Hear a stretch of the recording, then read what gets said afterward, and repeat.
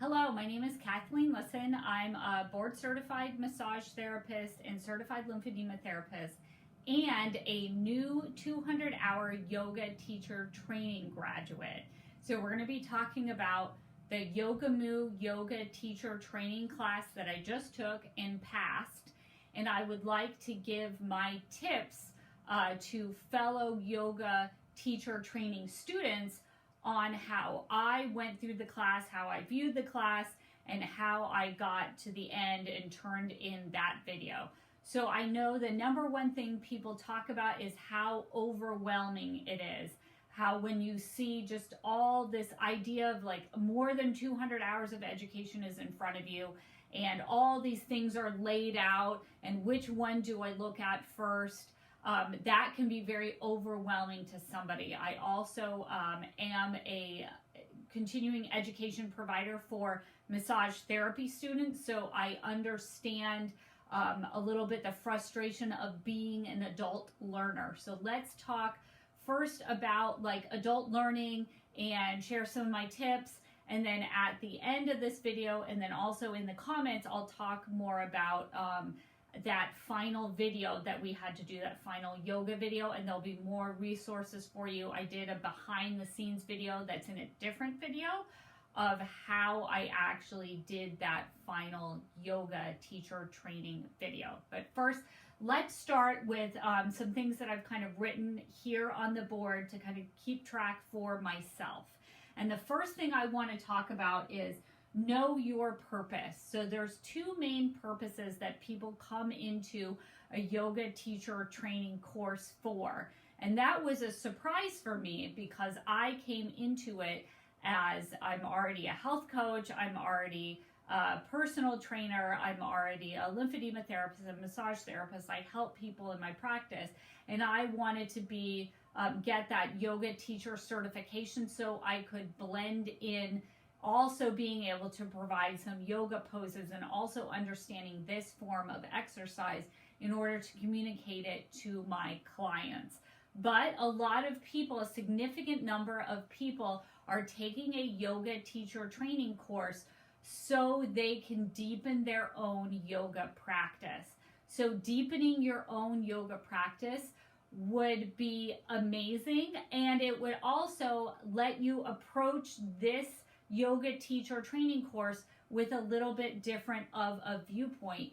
You won't be so concerned about memorizing everything. You won't be so concerned about how do I effectively cue, how do I lead a class, because you are taking this class to learn more about yoga so you can implement it deeper into your own life.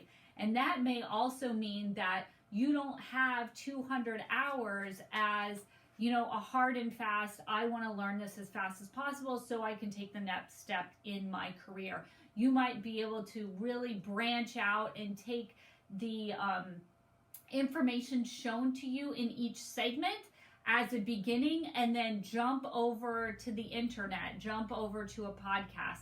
Deepen your knowledge of each section with the voices of many teachers, both inside this program and out, and let it be part of your lifelong journey to yoga. So that's absolutely amazing, but that's not what I was doing. I wanted to actually get to the end of this, complete it, go into the 30-minute video, complete that, and then have this certification that I can put on my wall, and then know enough about yoga and the teaching of yoga that I could share this with my clients. So the first thing to do would be to know your purpose, and that can really guide you and take some of the stress off of you if you know really deeply in your soul, in your mind, in your heart why you're doing this. So number two would be know how you study. So this may be the first big chunk of studying that you've done in maybe a decade or more. And the research on how we can best study on proper study habits has definitely taken leaps and bounds since I was in high school in the 80s. So there's a few ways that we can study more effectively. So I'd encourage you to, if this really seems just very overwhelming, get an idea first of how you best take in new information. Do you need it visually, like you could read a book and all of it seeps into your brain and then you know what you're talking about? Do you need a video? Do you need a book and a video? Do you need a big chunk of dense text, or do you need smaller chunks of text? Would you like to have a discussion group and talk about each segment and listen to other people's views? Is the conversation what really enables you to learn and get the information in? So kind of understand how you best would take in the information and be able to put it into your life and use those study techniques that you know in the past have been valuable to you. Some that I liked were taking things in smaller chunks. I was really fortunate to have started taking this class last year in the summer because they hadn't put the handbook at the very top. And I think looking at the top, looking at all of that big line of things that we have to learn, and imagining that you have to get all the way back to the bottom and then know how to do a 30-minute video is more daunting to me now, seeing it where that workbook, that big thick book, is at the top. And people might think that they have to start their yoga teacher training journey off by reading an entire book by themselves. A lot of that terminology is unfamiliar. I got a better experience out of my yoga teacher training from Yogamu by starting with the smaller sections underneath.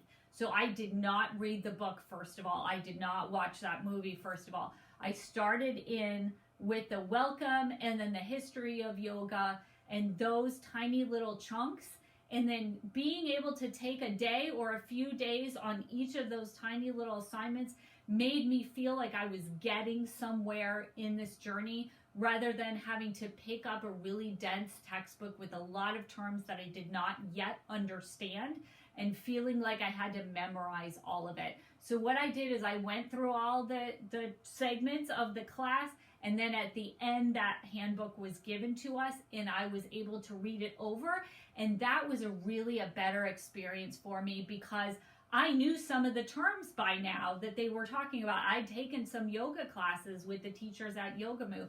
I had previous experience with learning what they were teaching in that workbook, so it was a lot less stressful.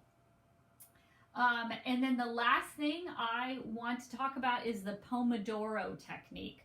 So the Pomodoro Technique, I'll also put in the notes for this video, another great video that expands upon it. But basically it's the concept that our brains can focus intently on study for a short period of time, and then they need a complete break from that studying, doing something completely different for a few minutes before we can go back in and have our brains do some deep focus work. So that one type of this on, off, and then on and off is called the Pomodoro Technique. Like the word Pomodoro means tomato. So you can use an alarm or some kind of timer on your phone to take 25 minutes of focused study. And then after that, take a 5-minute break. Now it can be like you stretch or do some yoga positions, but you have to get up out of the seat, do some breath work, get in a different place of the house, take a break, go to the bathroom, drink some water, eat a snack, whatever you have to do, and then come back, and then your brain can once again focus. So 25 can be a starting time on your timer. Some people have found it's effective. They can go up to 50 minutes of studying, but then they need a 10-minute break. And then doing these, like 25 minutes of studying, 5-minute break, 25 minutes of studying, 5-minute break. After you do 4 segments, you have to go ahead and take a longer break. But for me, in my life, with my full-time job, my family obligations, I wasn't ever seeing a 3 or 4 hour chunk of study time that I would really be able to use it all at once. I really like this Pomodoro technique because I could take 25 minutes out of my day and do some studying. And then if I felt, hey, I'm really into this, I'm almost done with this segment, I could extend it maybe to 30 or 40 minutes. And then the knowledge that we need to take that break, do something completely different before we can ask our brains to once again focus on these study materials was very valuable to me. So that's the Pomodoro Technique. And you'll see there's a good mix of some videos and then some text in the class itself. And when I felt like I didn't get the concept, I was able to jump on YouTube and find some surrounding resources for each section that helped to deepen my understanding. So the next thing I would say is actually go to the Yogamu website, actually go and see, take a look at exactly what you're going to learn in this class, exactly what I learned in this class.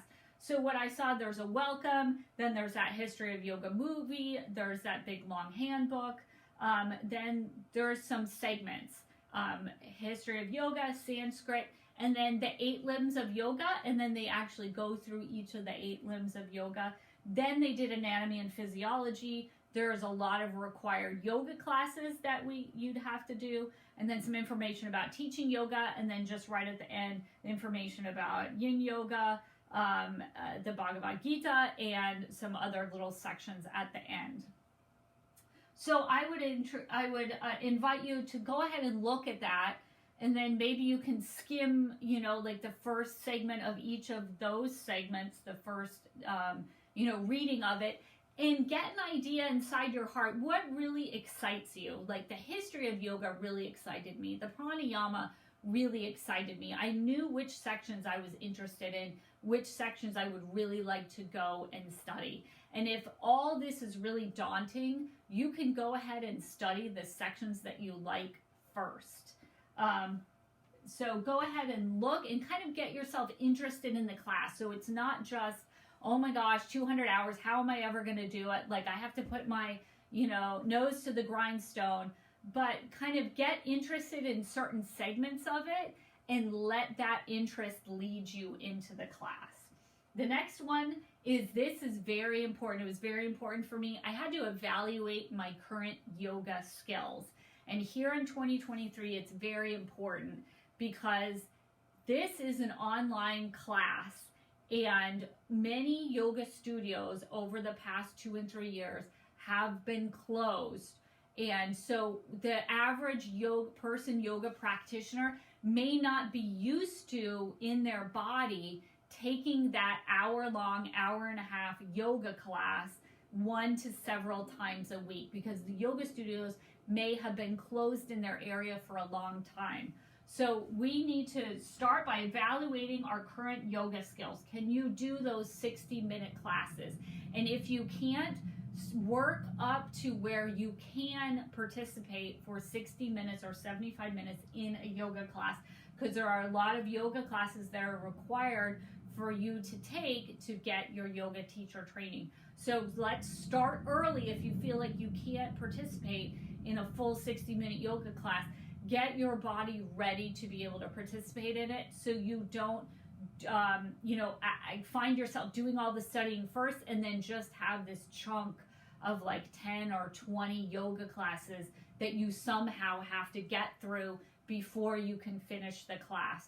So kind of like in project management, they have something called a Gantt chart. So while you're doing this, you should also be doing this, so everything can finish on time. So kind of like cooking. If you're cooking, you have to preheat the oven while you're dicing the ingredients. So once your ingredients are ready, that oven is already heated. So this would be the heating of the oven. So when you're ready to start taking those yoga classes, you have the physical strength to do it. Okay, and then also I really liked the concept of exposing yourself to a variety of teachers. So I was taking the Yogamu online yoga classes inside of our teacher training. I was also taking yoga classes in person here in San Diego. I was also looking at and taking a variety of smaller yoga classes from yoga teachers on YouTube, because I wanted to start participating not just as a student of yoga in the class, but as a potential teacher. I want to hear how they cue. I want to see how they segment and organize their yoga classes, either online or in person. I want to hear now other questions from other students and hear how the teacher is answering them, because these may be questions that I'm asked as well. And if you want a deep dive on that, one of the other places I'm a member of is a website called Reddit. So I went on the yoga segment, the yoga community in Reddit, and just reading. You don't have to reply, but just read the common questions people have about yoga. These might be questions that are coming up in your yoga classes as a yoga teacher. So definitely get used to those questions during your training. So the first thing, I talked about this, the first thing I wanted to do in the yoga class is build my stamina so I can physically do a 60-minute yoga class. And then second, note the teaching style of each of the different yoga teachers I was participating in their classes, and then adapt that. See, do I want to add that to my teaching style? Why or why not? So the next one is time management. First, we have to figure out how so first of all, we have to still have our own yoga practice. Just because we're in a 200-hour yoga teacher training class doesn't mean we can't actually get on the mat in the morning and do yoga for our own body and our own spirit, because we feel like we're spending so much time studying, we can't forget our own personal yoga practice. So we have to split our time. We have to have our own yoga practice. We have to study the yoga in this class. And we also have to have work-life balance. So we can't let the studying take over our lives, and we also cannot let work and home life take over to the point where we've set this class down for so long, we haven't participated in it, that some of the information and knowledge that we've learned is kind of leaving the brain. So that's why I like this Pomodoro technique so much. Can we give ourselves 25 minutes a day to at least jump into the class and look at some of the study materials, and then definitely block in over the series of months that you're going to do this class the hour and a half solid time that it takes to take the yoga teaching practice classes themselves.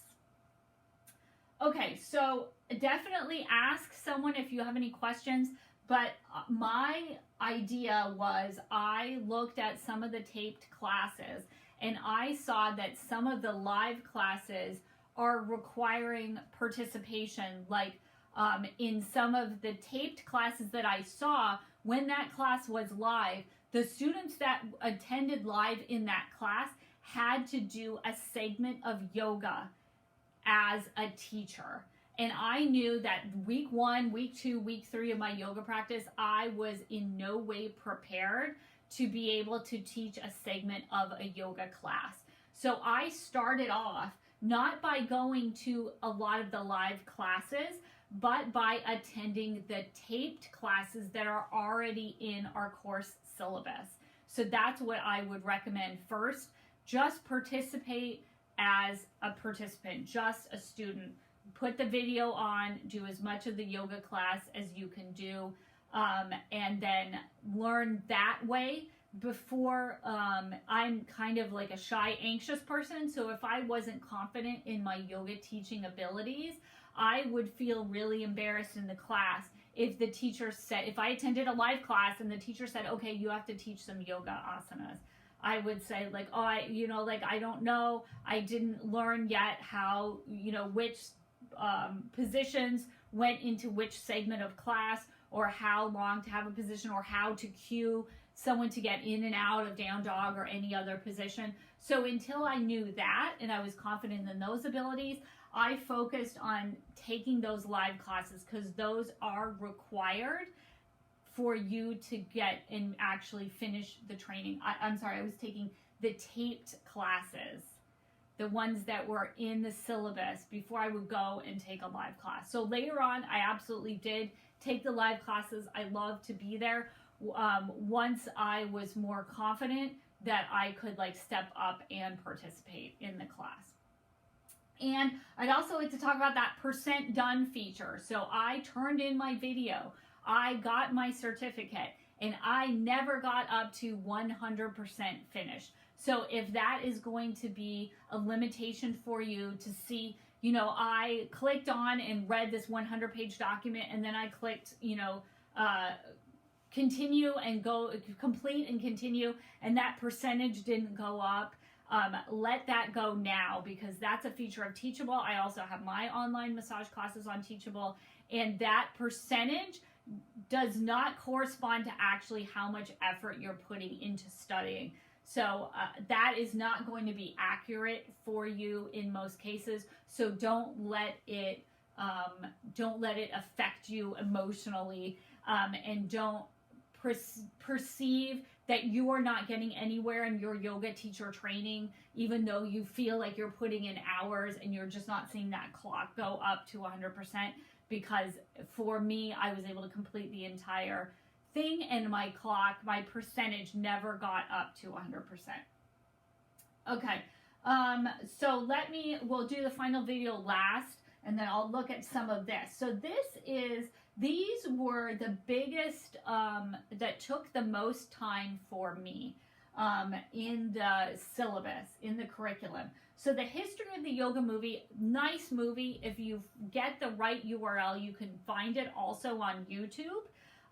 So I watched mine on YouTube, and I watched it one evening with popcorn and my husband's from India, so we both enjoyed watching that movie. So I didn't stress out about that. I did watch it later on in the process, and it was a nice reinforcement of the information about the history of yoga that they taught us earlier in the curriculum. The handbook, luckily for me, this was put on towards the end, so I had already been exposed to all that material in smaller chunks throughout the class.